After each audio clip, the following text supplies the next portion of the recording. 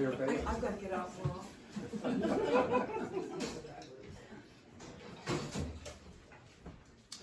Cool, well, we've got a couple more people walking in, so I just take a moment. If you have your phone on you and you want to silence that, now's a good time for that. No checking the Norway-Brazil game scores.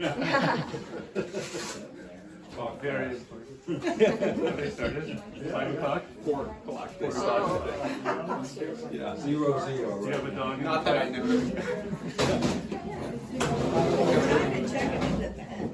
Yeah. Well, We know what the score is at the beginning. things can change quickly.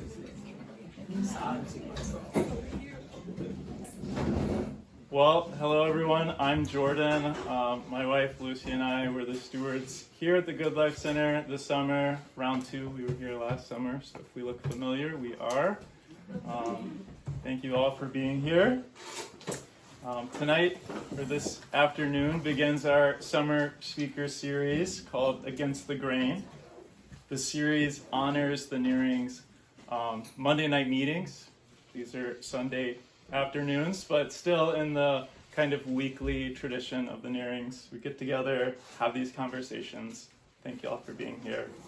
And it honors, too, the legacy of trying to build a good life, a life that goes against the currents of our time today, like the Nearings did.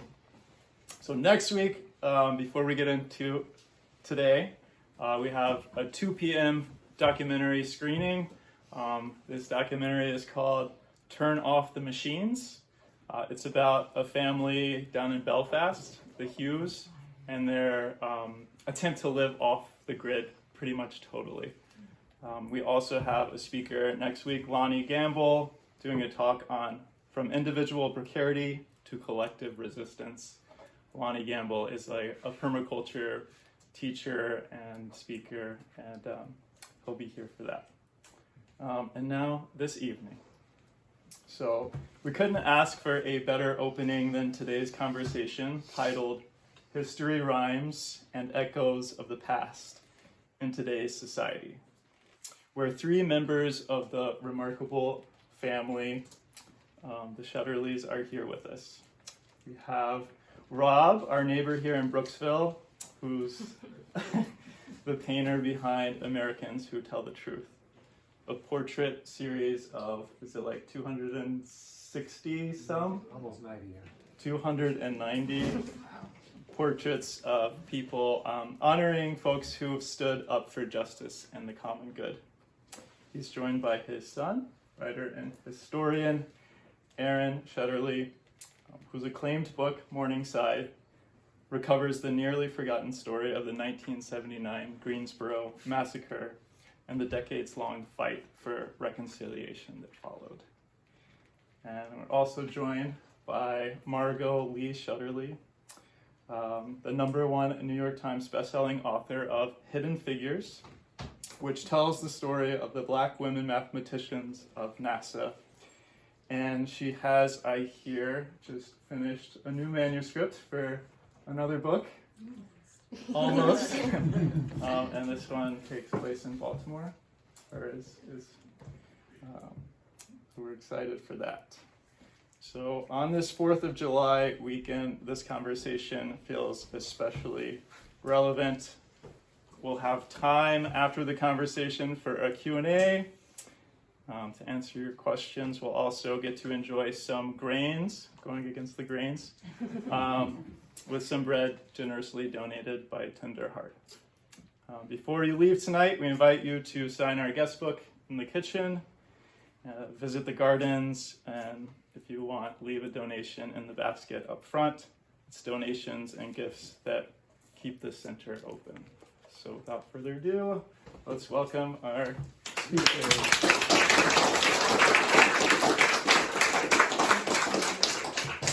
Thank you. It's great to be here. I'm glad Jordan didn't say this was going to be a Shet show, because it may well end up being so. We'll see. When the Shets hit the fan, be careful. It has been hot.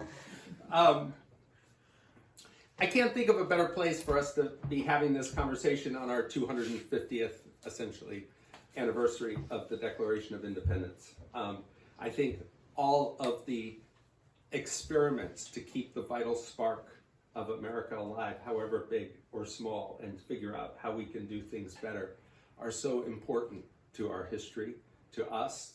I mean, and they are the well of experience that we need to draw on to try to correct course and make things better here at each and every turn. So it's really wonderful to be here at the Good Life Center.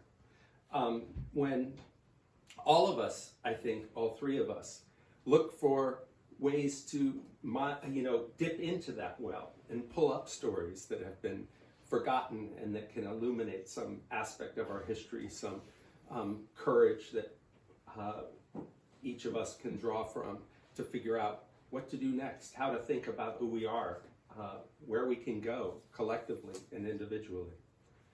And, on the way up here, Margot and our son Giles and I, we always drive pretty much the same route. We go from Charlottesville and we stop in Norwalk, Connecticut, which is near where my mother grew up for part of her childhood. And we stay in a little inn that's next to the church that she and her parents went to and where my grandparents are buried. And I was over there this time, and I hadn't ever done this before, but they have a healing and meditation labyrinth. And so I decided to walk that labyrinth. And it was anything, obviously, but a straight line. It was very windy, and sometimes you knew where you were headed, and other times you didn't. And then you got to the center of it, and were whisked, and thought you'd reached a destination, and then were whisked almost immediately back into the labyrinth. And it felt like a particularly appropriate way to think about the way our history often feels, that it doubles back on itself and seems to go forward for a while, and we seem to get somewhere, and then all of a sudden it gets confusing and disorienting again. But here we are. So I'm going to start by asking Margot and Rob a couple of questions, and then we'll go from there. Margot, you are finishing up part 2 of a proposed trilogy that you call the American Dream series that began with Hidden Figures. Can you tell us a little bit more about this project and about how you think about it? Yeah, first of all, I want to say it's amazing to be here. So nice to see so many friends and on such a beautiful, cool day, or a cold day, as we might think of it in Charlottesville, Virginia.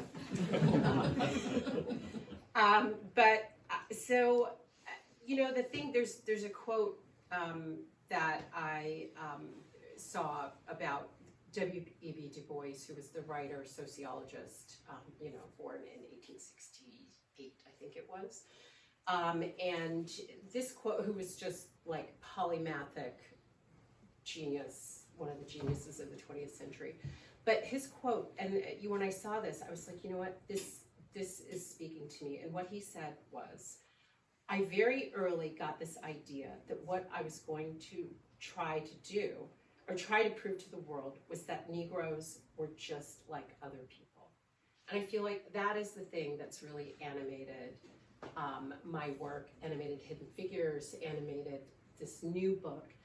It's taking this hidden slice of what was my experience and my parents' experience and their friends' experience, and that was, kind of in a way like quintessentially American for always, even despite evidence, believing in the spirit of America and the possibility of America, and doing all of those things, my grandparents and great-grandparents, even, and great-great-grandparents and on back, obviously, knowing that they would never receive the benefits of it. And that at some point, someone like me would show up and I would receive those benefits, which I am, today. And so in a way, the work that I think I'm trying to do is really grappling with that, and grappling with this duality of being American and being Black American and having all these internal contradictions, and then having the larger American contradictions, because America is sort of a land, you know, you can't have ideals without contradictions, right? I mean, I think those ideals are absolute, and so there's always a contradiction. And grappling with that and trying to figure out like who I am, where I came from, what all of this means, you know, how people have balanced this duality over time, very specifically, and then how does that experience of this Black American duality, how does that inform this larger idea and project of being American, you know, which is a heavy lift, you know, it's like fascinating, some of the like most incredible ideals in history, completely wedded to the brutality and the opposite of those ideals, and how do we make sense of that? And so I feel like what I'm grappling with, and have always been grappling with, was exactly that, to prove, you know, the Americanness of this thing that it means to be Black American, and to remove the asterisk from that.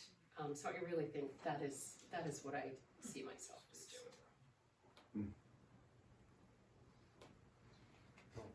What was the question? It's coming. I'm trying to listen to the No, answers. no, I'm gonna. So, Dad, it's hard to imagine, but I think you started Americans Who Tell the Truth almost or 25 years ago.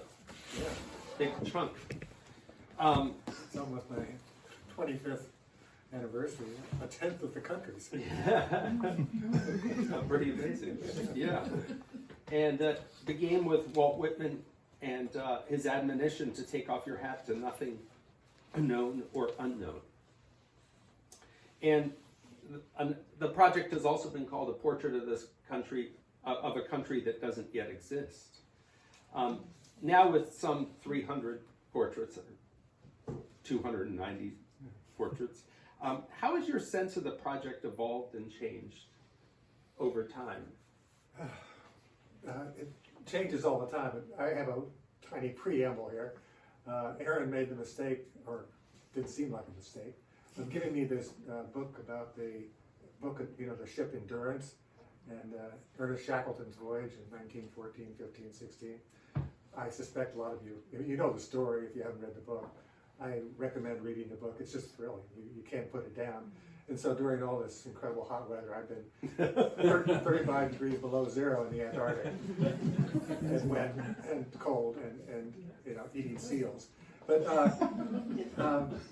the thing about it, though, that seemed inescapable, and probably wasn't at other times in our history, was that to think about that ship and those men trapped on that ship as it is being crushed by the ice.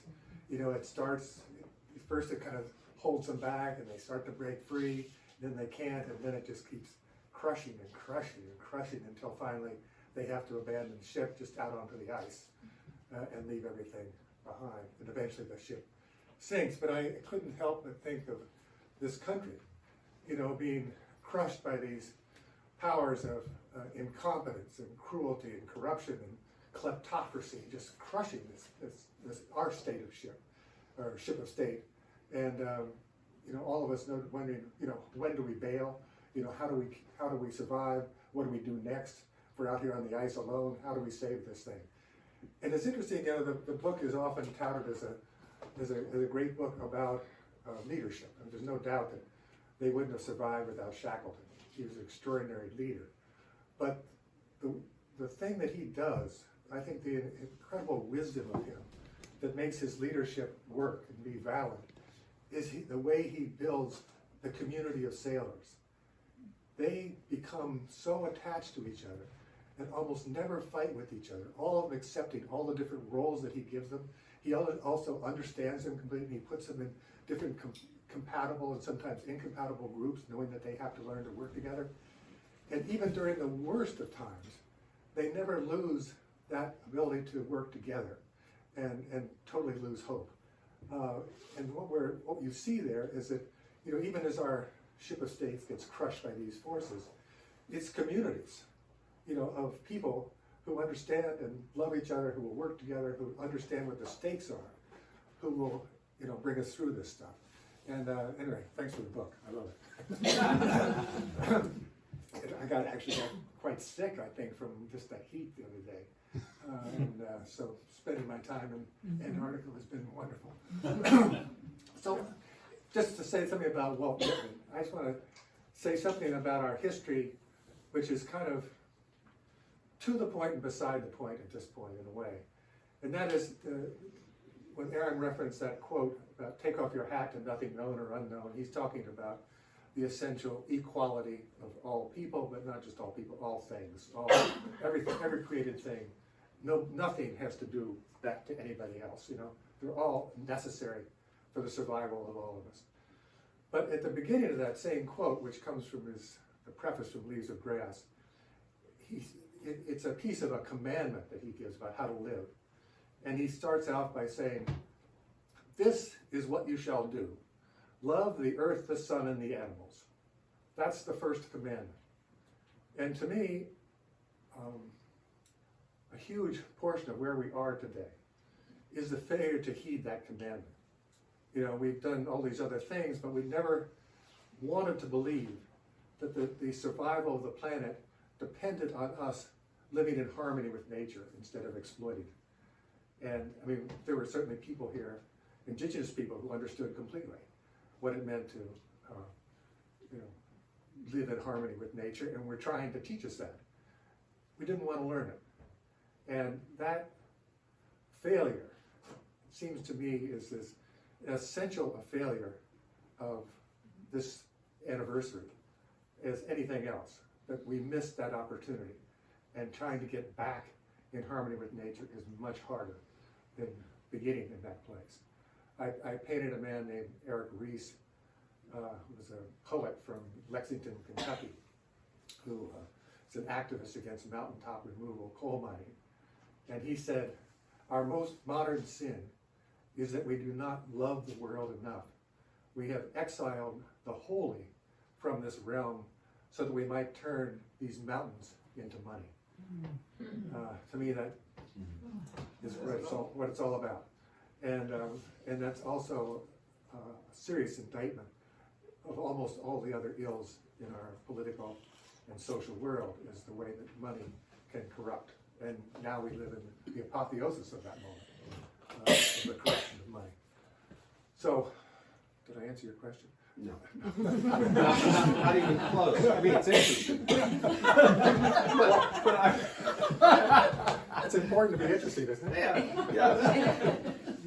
Do you want to talk about how the project has evolved for you? Oh, yeah.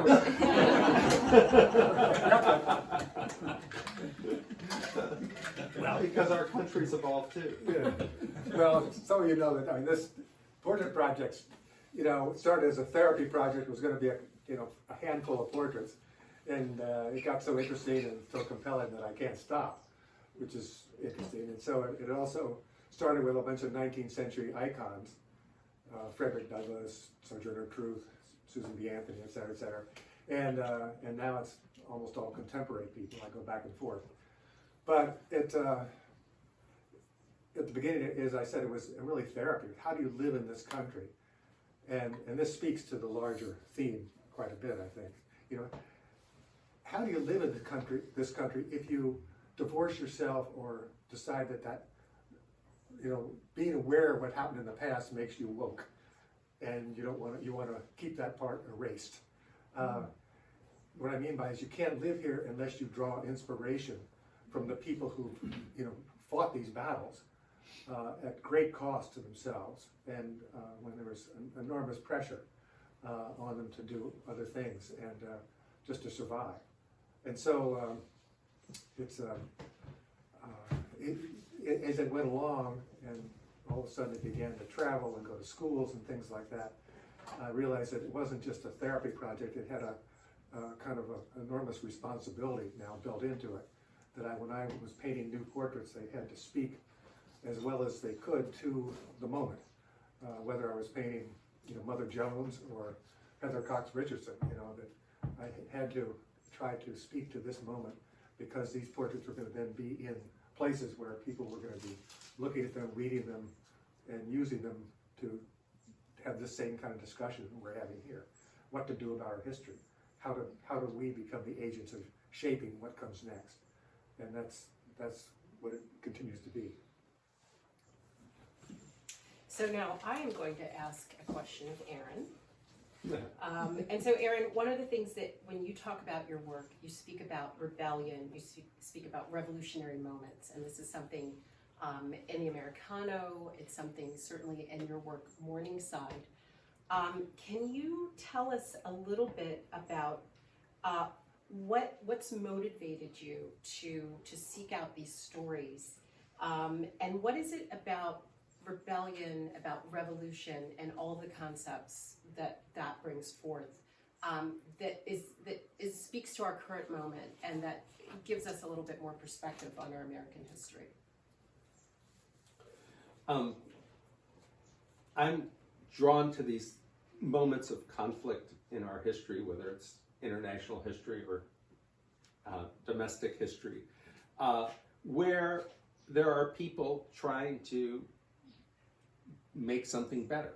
People who have a dream to and think they have an idea about how to bring more equality, more justice, more freedom to people, whether it's in Cuba or whether it's in the United States or Mexico, which is going to be my next book. And then all the forces that come to bear on that moment. I mean, that's what interests me, is how those projects go into the world and all the cultural, economic, military conflicts that come around them, and sort of taking those apart and putting them back together, for me, is a giant puzzle from which I learn. I mean, I set out for every project to learn something. It's not, people say, write what you know. I write what I don't know, because I want to figure out what to understand. But one of the things that really interests me about it too, is finding these people who insert themselves into this sort of stream of history and divert it, and what happens to them and who they are, how they make the decision to be that courageous, to put themselves in those moments of history and force, and essentially, our history to flow around them for a minute. And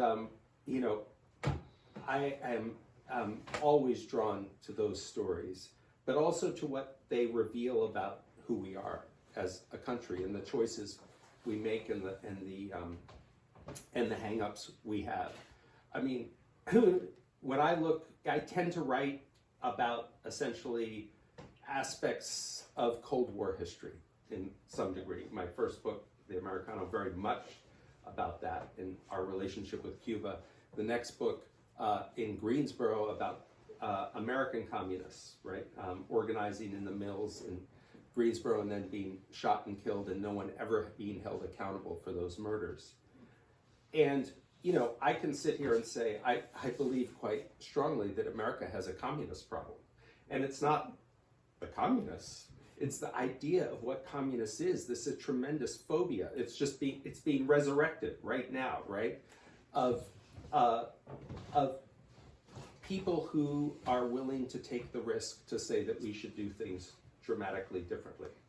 And so I think it's so important when you look at our history to understand that these alternate ideas are as much as part of our history as the Declaration of Independence is. In fact, the Declaration of Independence has empowered a large way a lot of these other ideas. And so sort of finding this, for me, and I do it differently than Dad does and than Margot does, but this sort of stream of dissent that is this like fabric that holds together all sorts of possibilities, to me is one of the most exciting things that I can work on and try to hold up for all of us to look at. Okay, so May I ask you a question right now? yeah, I mean, when you talk about, we are again in one of these moments where communism is being used, to try to dismiss half the country, basically. This is in terms of the title of this talk, in terms of history rhyming anyway, or having echoes. Yeah. This has been used again and again and again. Yeah. Do you think it can have the same effect as it did in 1950, or is this going to go nowhere? Well, Or who is it meant to if you compel? it would. I think it can hold together a certain blind following, right, of people who are willing to call. Anyone on the other side a name, and it gives sort of a way to crystallize, right, a name.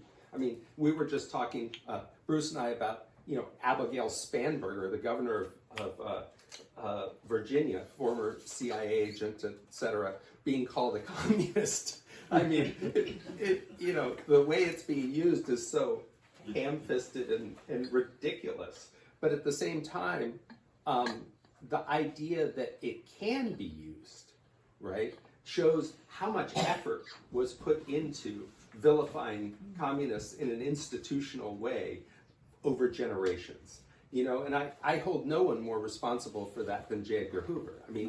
We talk about McCarthy, but he doesn't hold a candle to the work that Hoover did to vilify people who thought differently in this country, whether it was black liberation activists, or Communist Party workers, or feminists, or environmentalists, anyone who was going to question or trouble American capitalism and the central powers that govern that.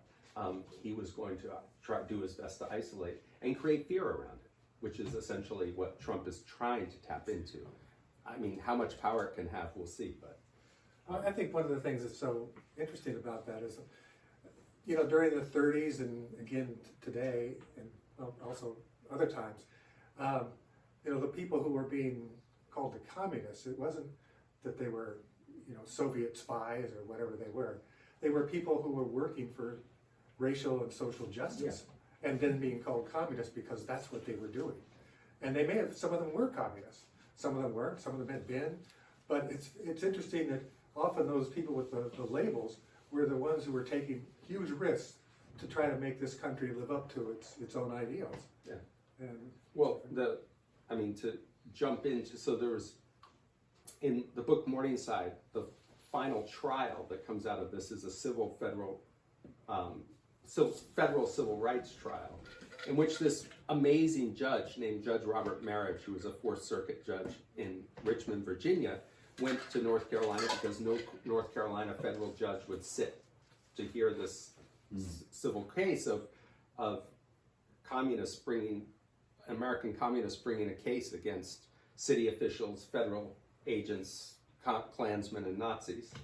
And he said in one of his opinions, well, figuring out whether this is about race or about communism is impossible. The two are so deeply intertwined.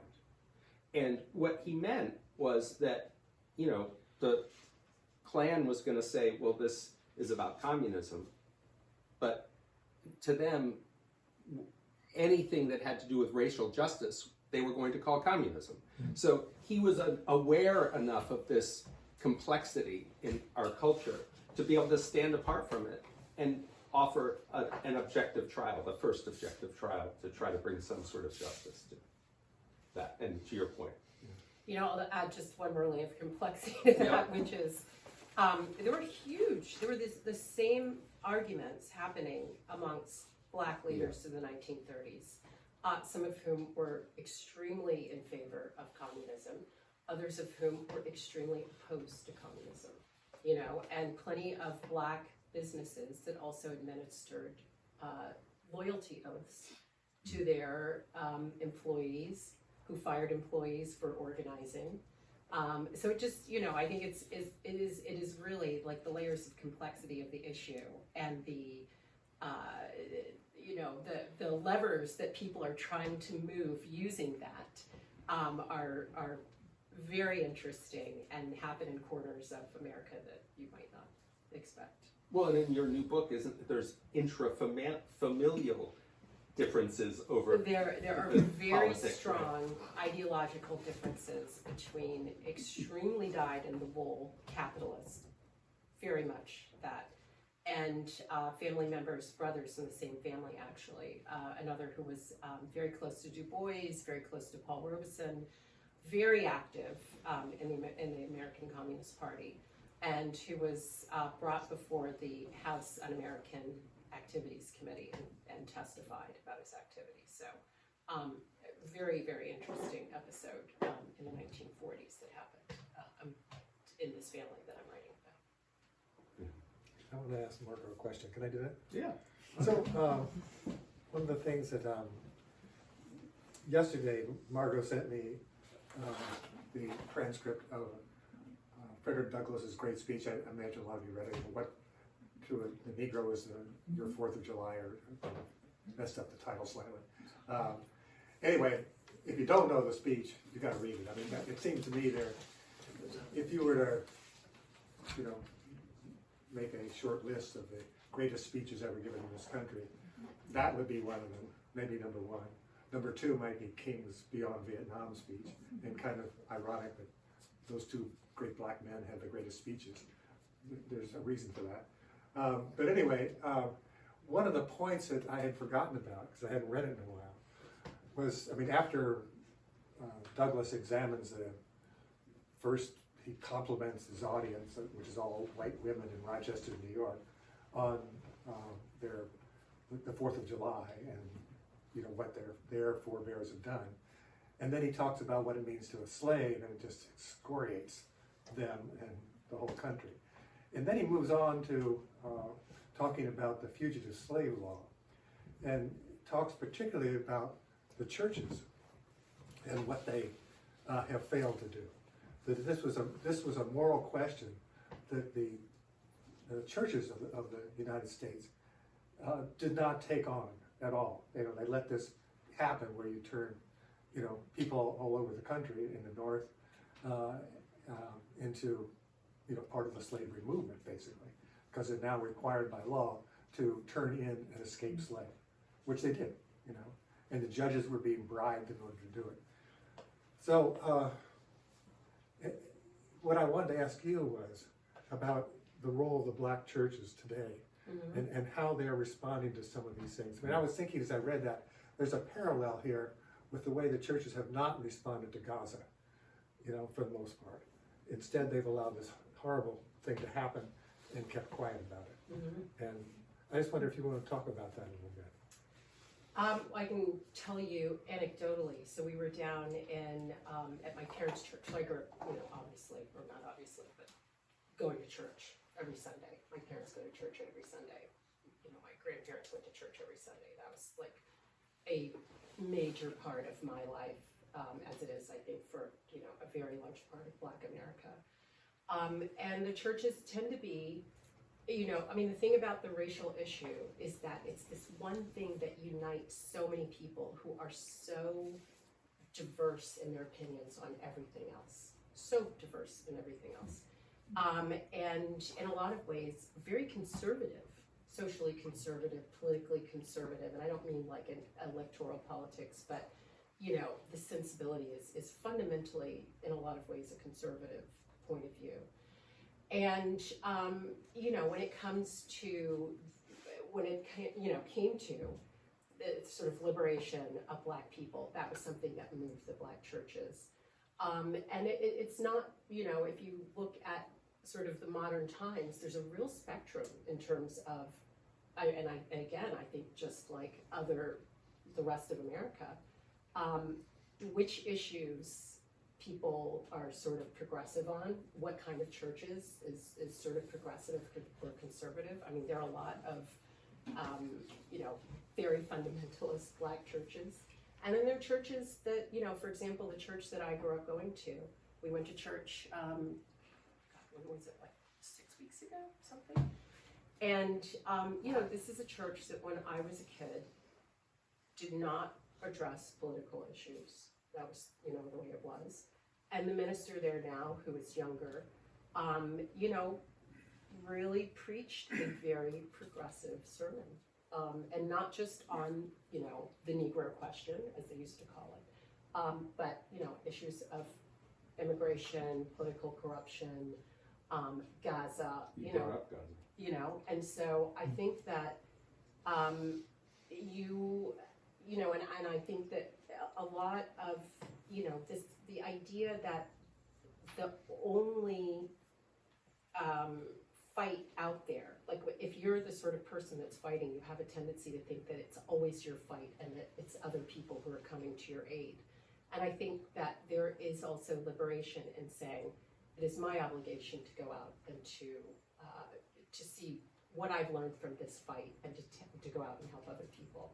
And I think that's something that's happening. But I think to say the Black church, to look at it as a monolith, is probably like saying, the American church and looking at that as a monolith. It's just, there are so many different kinds of Black churches out there, from extraordinarily conservative, reactionary conservative, to, extremely, extremely progressive. So I think it really will depend on, the church that you're talking about. But, I've been going on and off to your family church for over 20 years now, and we've never been there together for a sermon or a talk No, like that. that was different. It was different, That was different. and the gloves were off. Yeah, that was a You very know. different thing. And this is a church that was, founded in the wake of emancipation. It's a very old church. So, that was different. We have time for a couple more, Yeah. sort of, and before we open it up. Yeah. So I want to move to hope and love. Let's get there a little. You know what? I'm gonna wait, hijack that question because I think I would like for you to answer that question first, and I think that and that is because, and I want to very specifically talk about your book Morningside, and to talk about Nelson Johnson and Joyce Johnson, and tell us, for anyone who doesn't know, to tell us a little bit about the Greensboro Massacre, tell us about who they are, but I think they are a profound example of how different kinds of love. They practice love with each other, their marriage, their children, the people that they were doing justice work with, their community of Greensboro, the United States. There are all these different levels of love, and love as not something weak, but something that's very muscular and very powerful.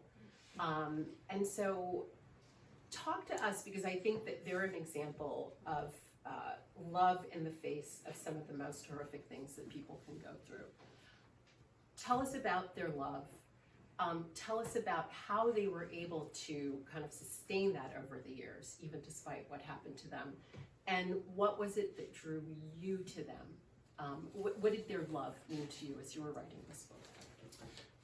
Well, what's kind of neat is the three of us met Nelson and Joyce Johnson together in 2015. And we were in Greensboro because Dad had a show there. And the woman who organized that show said, there are two people you have to meet. And so what was interesting is the show of Dad's paintings was in the International Civil Rights Center and Museum, the old Woolworths building where the sit-in movement began on February 1st, 1960. And then, as King said, spread like wildfire throughout the South. But what was interesting was we had to leave that sanctified space to go meet Nelson and Joyce Johnson. They aren't represented in the International Civil Rights Center and Museum, in part because of how radical their politics were, in part because of the violence that's associated with their history. And so we walked to the edge of downtown and we sat there, and we were like, maybe we should go. And all of a sudden, out of the bright September day came these two people, and they sat down with us and they started to tell us about who they were and their lives and the experiences they'd had in this central moment of the Greensboro Massacre. And he at this point is a pastor, and they work together on something called the Beloved Community Center, which was to work for all the poor and marginalized people of Greensboro and beyond, and to try to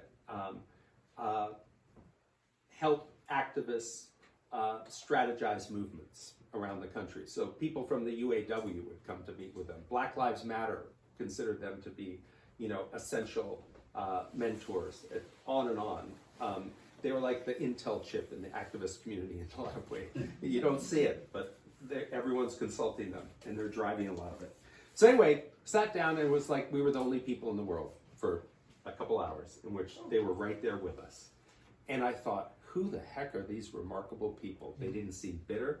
They didn't seem cynical. They seemed full of love. And that's, in a sense, what drew me to them initially. And so a couple years later, when I could work on a big project, I said, I want to go spend some time with Nelson and Joyce Johnson. I want to know who they are. Did you say that they had been the organizer of the march that led up to the massacre? Yeah, and so quickly, Greensboro Massacre, 1979, multiracial group of labor organizers that called themselves first the Workers' Viewpoint Organization, then the Communist Workers' Party, a national group of probably some 3,000 plus members in a lot of major cities who's took as their role to go into industry, work in big factories, and try to organize labor there, with the idea that they could, from the point of production, begin to gain control of how the United States economy worked, and had the idea that at some point, when the moment was right, that maybe making this country more just would require a revolution.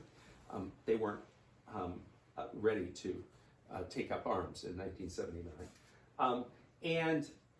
They were running in Greensboro, which still had some of the largest textile mills in the world, into trouble organizing across race. And they knew that the Klan was interfering with some of their efforts. And so they wanted to host a big march and then conference through Greensboro to talk about why black and white people needed to come together, because if they stayed separate, they wouldn't have the power they needed in these textile mills to really influence healthcare and time off and all the things that would make the quality of life, that protecting them against bisonosis, from the cotton fibers that they would breathe and create brown lung. And so they called this march Death to the Klan. And the Klan got sort of exercised about this. But what was important was the person who was really provoking the Klan and encouraging them to come to Greensboro was a police informant who was going back and forth between the Klan and the police and telling the police that yes, the Klan was coming, and then going from the police station down to the Klan meetings and telling the Klansmen to come. And this is the part that ends up getting covered up when people talk about the Greensboro Massacre. And what also gets covered up is that he had been an FBI informant and was going and telling his old FBI handlers not only that this was going to happen, but he wished that the FBI would make it stop. He got scared. And they said, we can't do anything about it. And so the march is getting set up. A caravan of Klansmen and neo-Nazis drives up at sort of this essential point where when the all-American Klan and the Nazis, who've been considered the enemy, sort of begin to come together in American history to form sort of white power, idea of a white ethnic state. They realize they aren't going back to Jim Crow. They pick a fight, start shooting, kill 5 people, injure another 10, and no one's ever held criminally responsible for this. The communists are blamed for having incited the Klan, and the Klan managed to convince 2 all-white juries that they acted in self-defense. And so Nelson Johnson organized this march, survived it, and has carried this weight, which the more I was around them, the heavier I realized this was. These were 5 people who he cherished, who were killed. These were, he would refer to the Communist Workers' Party.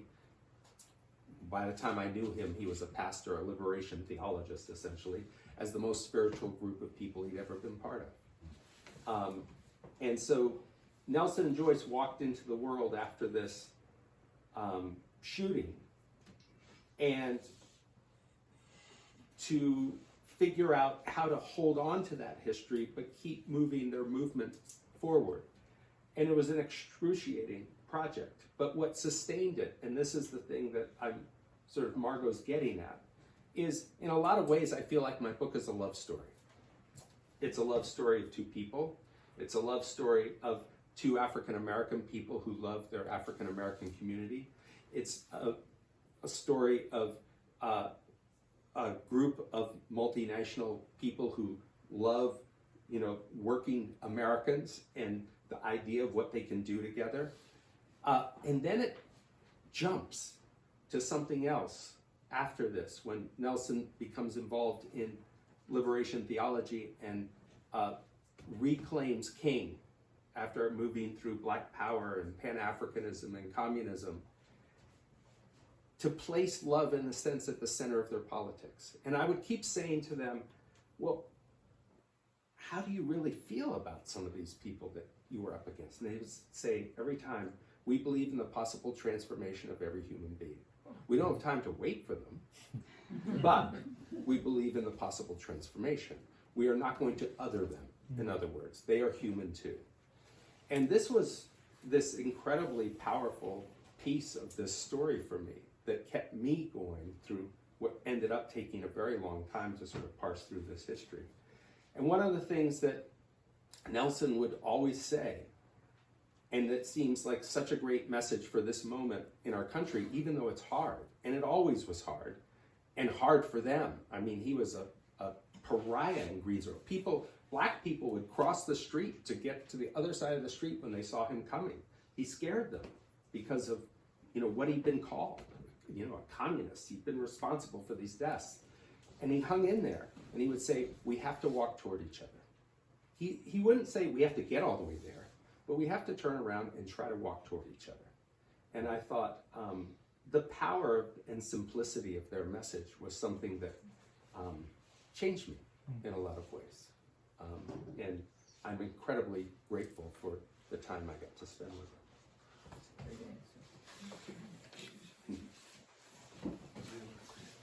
All right. Here, one more, and then, I would like to ask each of you, Can you answer that question about open road? Well, I was going to, Sorry. yeah, well, I was going to elaborate on that question. Good. Do that. Sorry. No, but go ahead. I mean, Margot, when you're in the writing process, you fall in love with your characters. And you always are telling me, oh my goodness, I don't want this book to end because I want to keep being with them. Yeah. And I'm saying, but you gotta finish the book, man. Can you tell us a little bit about how that love for these characters works and how it gives you hope? It is funny because writing a book, I feel like you take these people who are, in my case, who have died. I mean, that wasn't the case really completely in Hidden Figures, but people at the end of their lives, or in the case of this, people have been gone for decades, and you relive their life. You see them when they're 5 years old playing with their brother in the streets of Baltimore. You see them when their fathers just died and they're taking over in this case, a family newspaper. You see them at all these crossroads of trying to make decisions, and you're just like, wow, this is, you get the privilege of truly living another life and learning from the mistakes of these people and learning from the triumphs of these people. And they really do start to accompany you and offer you this friendship that is just like, wow, this person that I never knew, but it was this extraordinary person in real life, is now somebody that I consider a friend. And it's sort of weird to say that out loud, but it's totally true. But you also get to see, that these are long cycle things. This civil rights movement that we all think, kind of began in 1954, and, there was the March on Washington, and then there was Obama, and, it's this incredibly long, very nuanced process. And, there were dragged down fights within this group of people about what the right thing to do is. You know, it wasn't just that there was this, you know, group of black people and there's this white society and, you know, that was the line of the fight.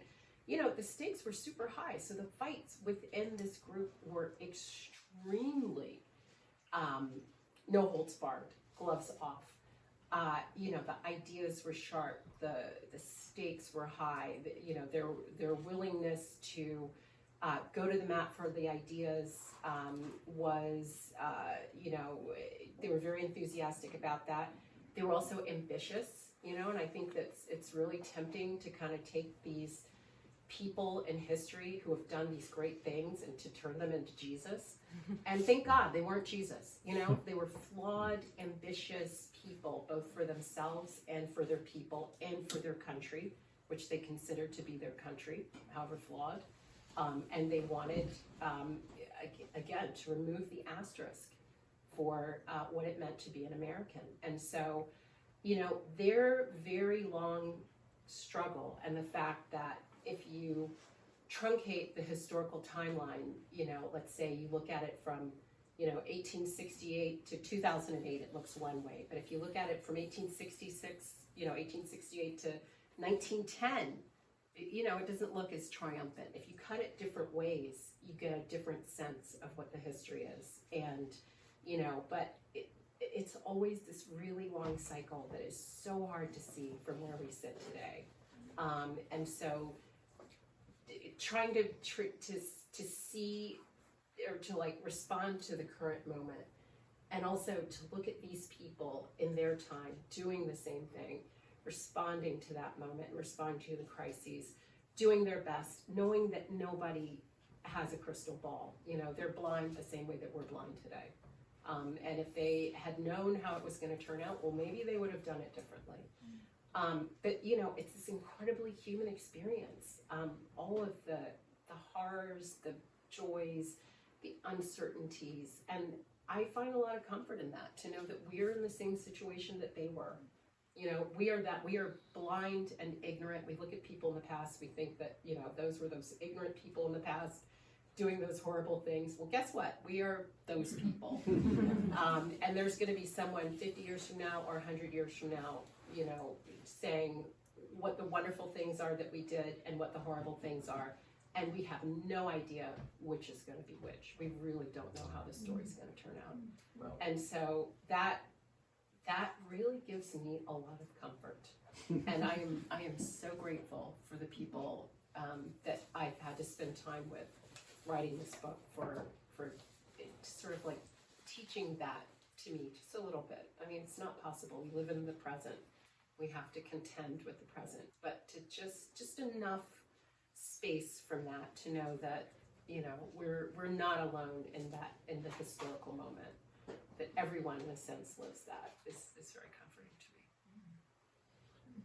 So, Dad, where do you find hope, and what are the greatest strengths we can carry forward into this moment that you've seen that we feel can sustain us?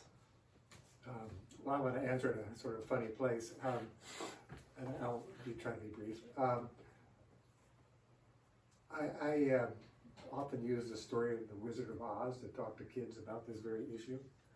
And the way I talk about it, though, is to kind of conflate the idea of hope and courage into the same thing, in a way. And the reason I say that is you all remember the story, I'm sure.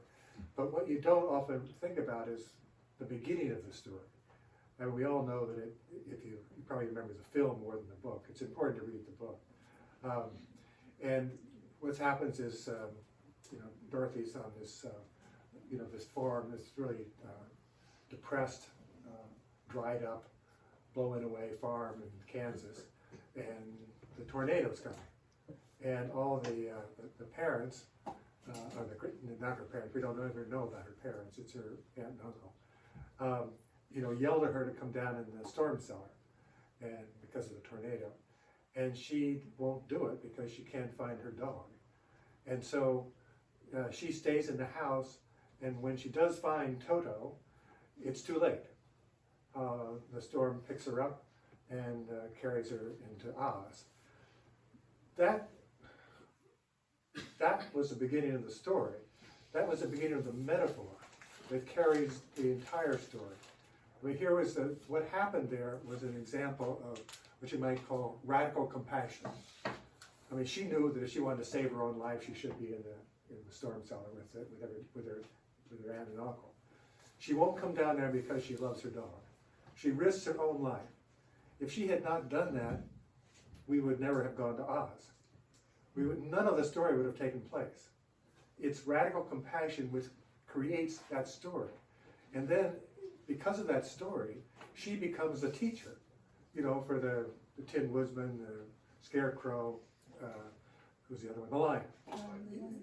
The Cowardly Lion. And so she is the one who then teaches them that the talent, that the values that they wanted, which they thought that only Oz could give to them, courage, a heart, intelligence, that those things were actually theirs all the time.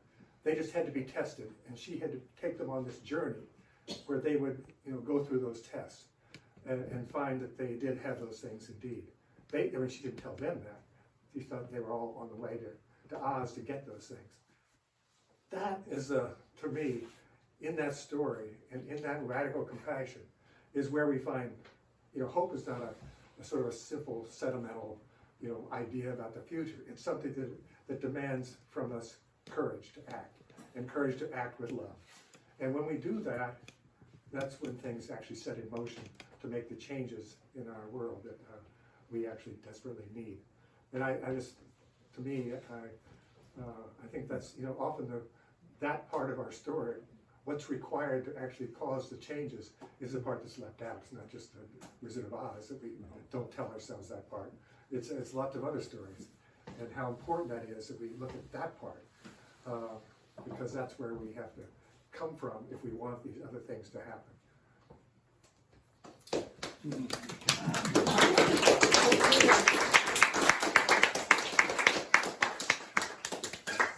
So maybe a few minutes if people have any burning questions. You don't all have to answer whatever question, but maybe we'll take a couple questions. Just simmering questions are okay.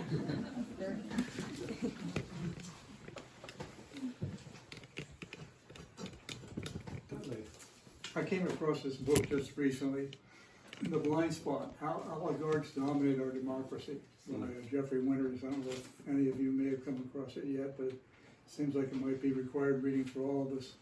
And early in the book, one comes face to face with this realization that oligarchs for a long time have been in control, but today is extraordinary in this regard.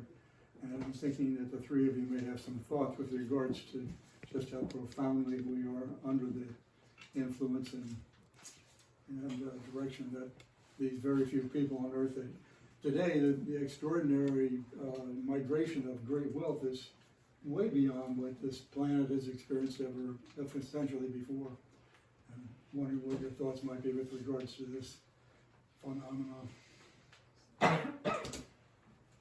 I'll say one thing. I mean, I'm like probably most of you, that was it just last week that Supreme Court decision about allowing more money into the political system. Yeah. And they said, the comment was, well, we wouldn't allow this if we thought that money was corrupting. I mean, in regard to that, I think we all know that if we actually wanted a democratic society, that all of the money has to be taken out of our politics, and all the corporate money out of our media, and all the profits out of war. Those kinds of things have to happen if we're going to actually be able to get back our democracy in control. And so, that problem is essential. I don't know how it's going to happen. I think maybe people have to connect that to the fact that there's a relationship between that and the fact that you cannot get a doctor's appointment and you have to pay for insurance when really what you want to pay for is healthcare. Like I think that those are the things that make people really mad. Make me really mad. And we're fortunate you know? And somehow, I don't know, I feel like people need to maybe make that connection, that there are some real deficiencies in their lives and in our lives that cannot be filled in with this, you know, and will actually get worse and more strained the longer that's allowed to persist. But I think, you know, there are a lot of things like that you just say, well, why are we all kind of like holding on like this? And we are fortunate in this room, you know, there are a lot of people who really cannot hold on, and the system is like stretching them to the breaking point. So I don't know. One thing I'd say, I mean, there are so many people in this room who do their part as activists and putting pressure on local things, is how important that is. And it can feel overwhelming if it feels like we're going up against Elon Musk, Jeff Bezos, you know, and the Google guys. I mean, how do you even start to some degree? But one of the things that, you know, Greensboro right now, going back to Greensboro, has the most progressive city council it's ever had. And every single one of those people came through the beloved community center that Nelson and Joyce Johnson ran at one point. And this was they took the long view, the same way this conservative movement has taken the long view. And, you know, we have to do that too. And I think that's just so important because, you know, what everyone would say about Greensboro during this time is, you know, you can go to the city council meeting, but a lot of the decisions are being made outside of that context. Like the mill owners didn't have to go to the city council meeting to be heard by the mayor or the city manager or the police. They would see them on the golf course or over a cocktail, and they would express their concerns. And so it would happen, in a sense, outside the democratic process, even when the democratic process was happening. That's why, in a sense, and then those trickle up, right, to the oligarchs that we think about.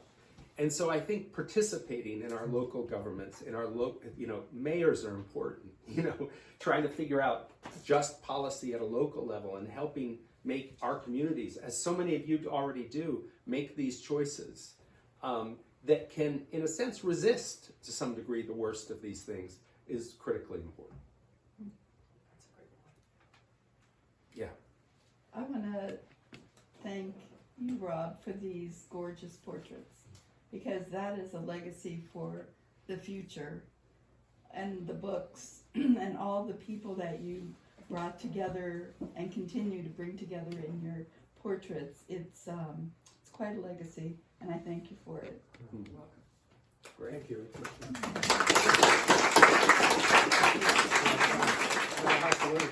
It is, it's still therapeutic for me. Yeah. So I have to keep doing it. Well, politics But is there. we also have to say that besides Rob, Margot and Aran are not writing, you know, wild fiction and so on. They are telling us about these people because they're talented writers. They're taking their gift, as Rob does, and making it that we can read it and understand it. We trade that's people back and forth. And That's that's therapeutic, you know, trying to Uh-huh. really work through these issues. for you and for the people who read, and make it readable and not an esoteric thing.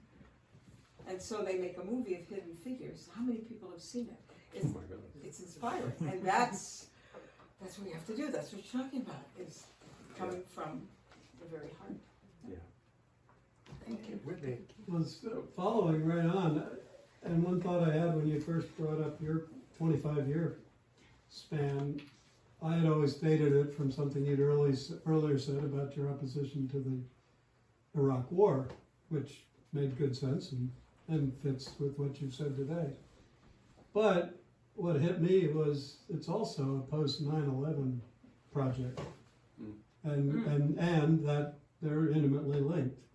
What we did after 9/11 was ultimately the Iraq War, and I just wondered if you've gone back to the 9/11 point in your 25 years, or have you more or less started from the war result? well, I've always said that the project was a result of the propaganda for the Iraq War. Right. But I also, like you, I suspect, I've read an awful lot of the the history of the neocons who brought us the Iraq War, who very much wanted 9/11 to happen, regardless of what we might think about. I mean, there's lots of things to read about and know there. Who wanted the new Pearl Harbor moment, and they talked about that back in the 1990s. And so it was a piece that fell into place to enable their attacks on the Middle East, which was already working in tandem with Israel at that time. I mean, that piece is also left out of most history. So it's, that's where it began. But then, of course, when I started this, that's where I thought I was going to finish up in a way in terms of timing. When, of course, I went back to the very founding of the country and started looking at all this stuff. And you do see, as we're talking today, about these rhymes and echoes that again and again you see people lying in order to enhance power and to take advantage of other people, either exploit them or create wars in order to take something of this. Well, for instance, the people who were propagating that in the late 90s, there were people opposing them. Have you gone back to that sort of period specifically to anybody that really saw what was coming in the late 90s? Just a curiosity. Well, I painted It's people not- from that period who were, like historian Howard Zinn and all those kind of people like that who were trying to make people aware of what was happening and Yes. what could be done about it. Yeah, right. Well, I'll just say thank you guys so much, and thank you to you. I grew up 20 minutes away from Greensboro, and I feel like I never heard the story of the Greensboro massacre and the story of, what's the name of this couple? Nelson and Joyce Jones. Nelson and Joyce Jones, and I feel like if I'd grown up with that story, how powerful that would live inside me, and now it gets to, thanks to the stories that you guys have all sort of brought out of the hidden parts of history. So thank you all so much. Yes? I want to just say one thing. One thing really I was hoping we'd kind of talk about a little bit. Yeah. I just want to suggest that is, we talk about these, the rhyming of history or the echoes and things like that. The thing that I think I would want to talk about is, well, how do we get away from this doggerel that keeps bringing us these rhymes and false rhymes? What do we have to be doing? And I think of some of the people I've painted who have often or have shown a way, and then often those ways are purposely diminished or ignored because there's certain forces that don't want us to escape from the pattern we're in. But could you say maybe for a second talk about your feelings about, well, how do we escape from these patterns? Or can we even The talk about gravity of our I guess history. that's The too, gravity of our history. maybe it's too big an issue. I don't know. I mean, maybe the first thing is just not to run from the history. I mean, to actually put it on the record, to uncover it, to talk about it, to teach it. So I guess that's probably maybe the first thing. Yeah, I don't know, what do you think, Aaron? Yeah, I mean, you can't get to reconciliation without going through truth, and you gotta hold on to that, and insist on it, and then walk toward each other on a truthful basis. I mean, it seems to me that that's critical. And one of the ways is also another way through Charlottesville is a man like John Hunter, the great teacher who teaches the 4th grade World Peace Project. Having kids in elementary school taking on the most difficult problems in the country and in the world, and solving them by negotiating as 4th graders. And I mean, the serious problems, and learning that they can actually do that they don't have to be prey to. Who is that again, please? Oh, John Hunter's the 4th grade World Peace Project. Thank you. Anyways, there you go. Thank you. Thank you all.